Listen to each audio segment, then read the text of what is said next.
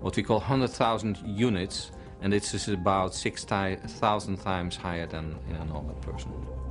The dioxin found was the most potent dioxin of all the dioxins that we know of. Brewer had found the proof. Viktor Yushchenko was the victim of poisoning. No one had ever been deliberately poisoned with dioxin before. The experts are baffled. It's still not clear to me why somebody would use dioxin, because we know that dioxin actually is not a regular poison. The poison used was an exceptionally pure sample of the most powerful form of dioxin, called TCDD. This is how much Yushchenko had consumed. This much more would almost certainly have been fatal. The lethal dose is less than 5 milligrams.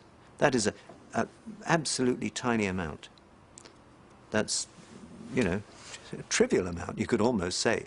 So it's an extremely toxic substance. The dose he was given resulted in extreme changes in his body chemistry. It will have damaged the cells in the lining of the gut, and there'll be bleeding almost from top to bottom of the gut. After that, the liver will take a hit, and the pancreas. Back in Vienna, the doctors at last knew what they were dealing with. They try a radical treatment, surgically implanting a permanent pain-killing drip into his spine, like a 24-hour-a-day epidural. It's an extreme treatment, yeah. On the 17th of October, after 6 days in hospital, Yushchenko returns to Ukraine, painkillers pumping around his body. Політиків, які сьогодні стоять у керма держави. Вранці He still faces a tough election battle against an opponent who's prepared to use every dirty trick in the book. і для України, і для нас слова. До конца выборов оставалось. There were 2 weeks left till the election. Not to return meant to lose the campaign. He was in a serious state. His face was disfigured, but we decided to fly. We landed to a rally of 150,000 people. In the plane and on the road to the rally, I held the drip connected to the implanted machine. Before the rally, we switched it off and disconnected it. We had to walk through the crowd, where everyone was blessing and wanting to touch him. Immediately after the rally, the pain relief was switched back on. That's how we survived.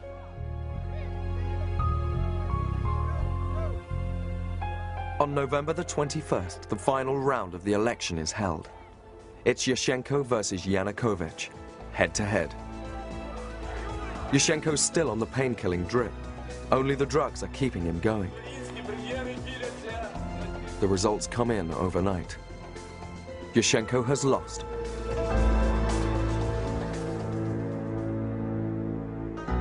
Immediately after the election in Ukraine, there are accusations of fraud.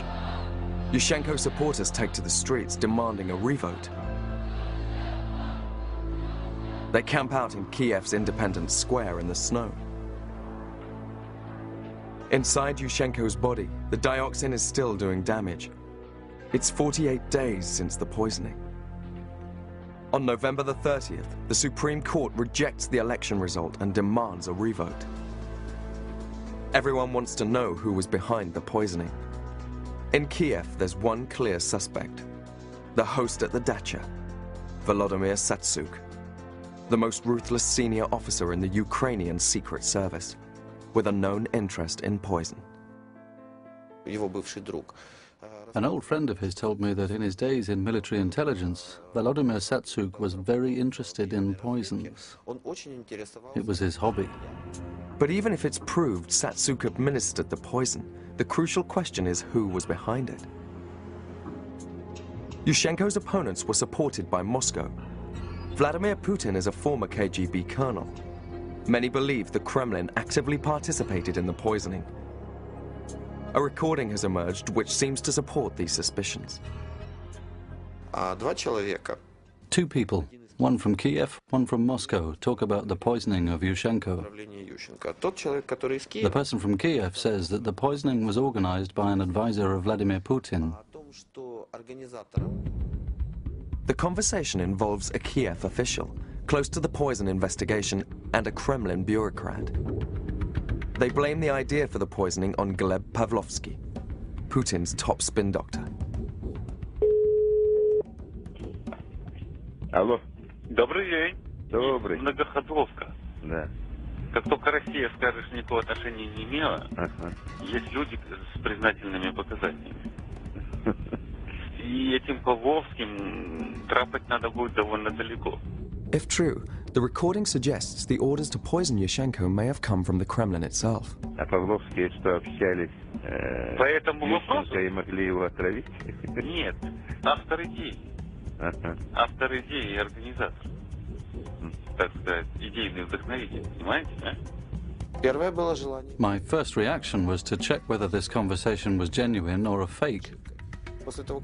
I found one of the people on the tape. He confirmed not only the conversation, but also the facts he talks about in the conversation. Это что, этот мудак выдвигал такую идею? Абсолютно. The truth may never be known, but many people in Kiev believe this was an international conspiracy. It seems insane. Even in the Soviet Union, poison had gone out of fashion. But it's back. The Yushchenko case isn't a one-off. For modern Moscow, it seems poison is just politics by other means. The countries of the former Soviet Union are being swept by a wave of poisonings. Chechen warlord Omar ibn Khattab was a terrorist to the Russians, a freedom fighter to his supporters. On the 8th of July 2003, he received a letter outlining financial dealings carried out by his organization. After he'd read it, as was his usual security practice, he burned it. The letter was impregnated with poison. Khattab was dead within seconds. The Secret Service claimed responsibility.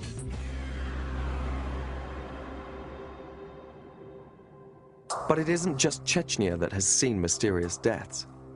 Anna Politkovskaya is a fiercely outspoken journalist, working for one of Moscow's few remaining independent newspapers. Anna's colleague, Yuri Shikachikin, was also a member of parliament. He used his political position to uncover a series of scandals involving the government. It cost him his life. In 2003, he returned from a business trip feeling unwell. The last time I saw him, he simply felt unwell. He seemed to have some kind of flu. There were still no suspicions. Yuri was taken to hospital. There was little doctors could do but watch him deteriorate. When his skin began to fall off, of course all his nerve endings were exposed, and no one can live with that level of pain. He was basically kept going by powerful painkillers. Yuri spent 10 days in agony. When he was lying in his coffin at his funeral, he had no skin left and almost no hair. He went from being a vivacious man in his 50s to a 90-year-old. By the time of the funeral, no one was allowed to get close enough to the body to collect the evidence that might have proved he was poisoned, and who was behind it. There was never an autopsy. It was not allowed by the authorities, and the relatives were not allowed to even come close to him during the funerals. In London, John Henry has looked at the evidence to try to identify how Yuri was killed. My own feeling is it sounds most like radiation sickness, that he was given a very potent radioactive chemical, which could have been easily tasteless and totally unnoticeable.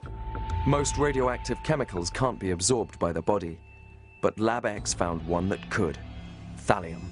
Many people suspect he was poisoned by the KGB.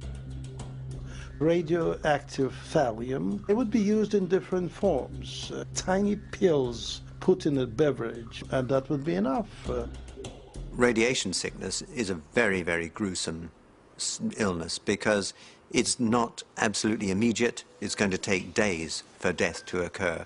And during that time, you know that you're a goner. There is absolutely nothing you can do. It's a very nasty death. Stanley Lekarev is an instructor at the Secret Service Academy in Moscow. His view is that of an insider. He has no problem with Yuri's elimination. Shikachikin is our citizen. He's just, do with him whatever you want, and you have no risk. The most frightening thing about his death is that the people who planned the murder, they didn't just shoot him, They turned him into a monster. The poisoning was a warning to all journalists. Yuri wasn't the only victim. Anna's been highly outspoken in her work, and she too has been poisoned. She was traveling south to cover the Beslan school siege in 2004. She boarded a plane for Rostov. The only thing she had during the flight was tea, but the tea was served by the attendant, and as we know, of course, the attendant could be KGB. Anna felt weak and collapsed. She was rushed to hospital and spent 5 days in and out of consciousness. She still hasn't fully recovered. Every day I have to struggle with my health in order to be able to work. Anna finds it impossible to talk directly about what happened to her. She lives in fear of a repeat attempt on her life. I no longer sniff flowers. I don't eat presents from strangers, especially if they're left for me at reception. Despite her fears, Anna goes on with her work. She won't let the poisoners win.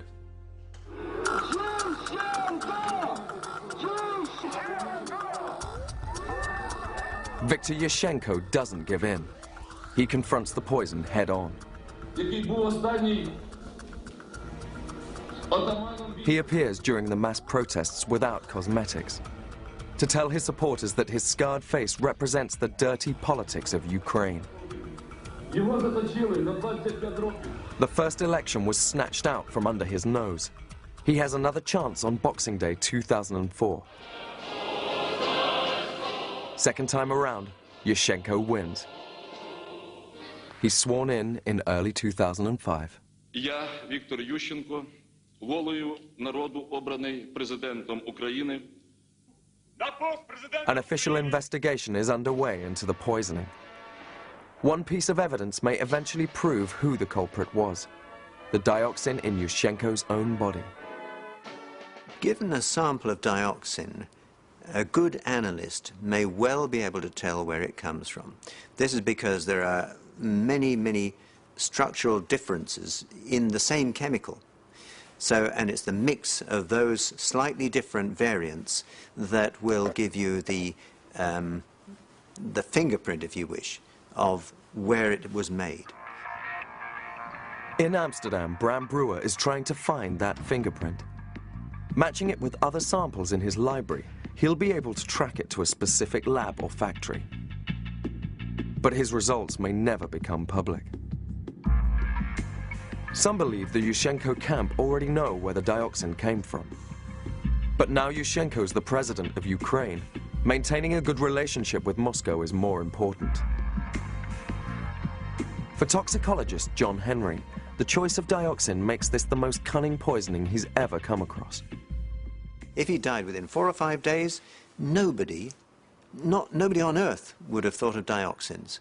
He had a very severe gastroenteritis. They might have thought of a rare bacterial illness. They might have thought of some other type of poison. But I don't think anyone would have thought of dioxin. The meal at the dacha wasn't enough to stop Yushchenko becoming president. But even if they only meant to put him out of the race, it may kill him in the end. I would say that giving dioxin to Mr. Yushchenko was a ruthless and brutal decision, because there's a certain irreversibility about it. Most people have said he's going to be better in a year or 2 or 3. I think it's a life sentence. The dioxin will remain in his body for the rest of his life. It may shorten it. There's an increased risk of heart disease and cancer. Yushchenko's skin will never recover. It's a mistake his bodyguard will never make again.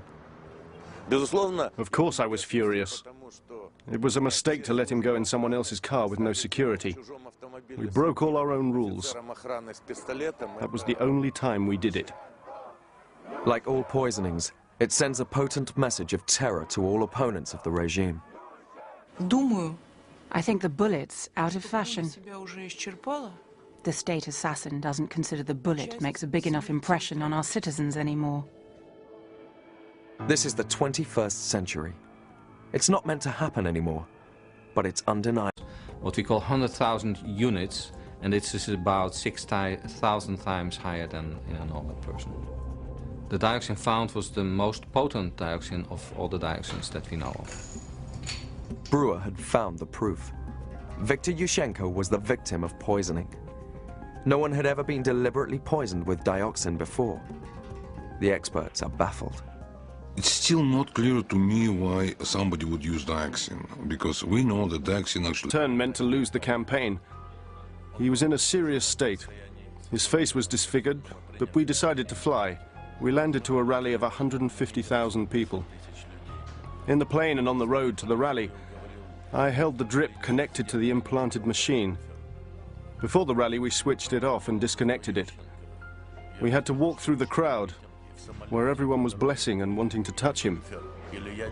Immediately after the rally, the pain relief was switched back on. Resulted in extreme changes in his body chemistry. It will have damaged the cells in the lining of the gut, and there'll be bleeding almost from top to bottom of the gut. After that, the liver will take a hit, and the pancreas. Back in Vienna, the doctors at last knew what they were dealing with. They try a radical treatment, surgically implanting a permanent pain-killing drip into his spine, like a 24-hour-a-day epidural. It's not a regular poison. The poison used was an exceptionally pure sample of the most powerful form of dioxin, called TCDD. This is how much Yushchenko had consumed. This much more would almost certainly have been fatal. The lethal dose is less than 5 milligrams. That is an absolutely tiny amount. That's, you know, a trivial amount, you could almost say. So it's an extremely toxic substance.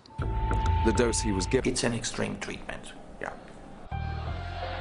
On the 17th of October, after 6 days in hospital, Yushchenko returns to Ukraine, painkillers pumping around his body.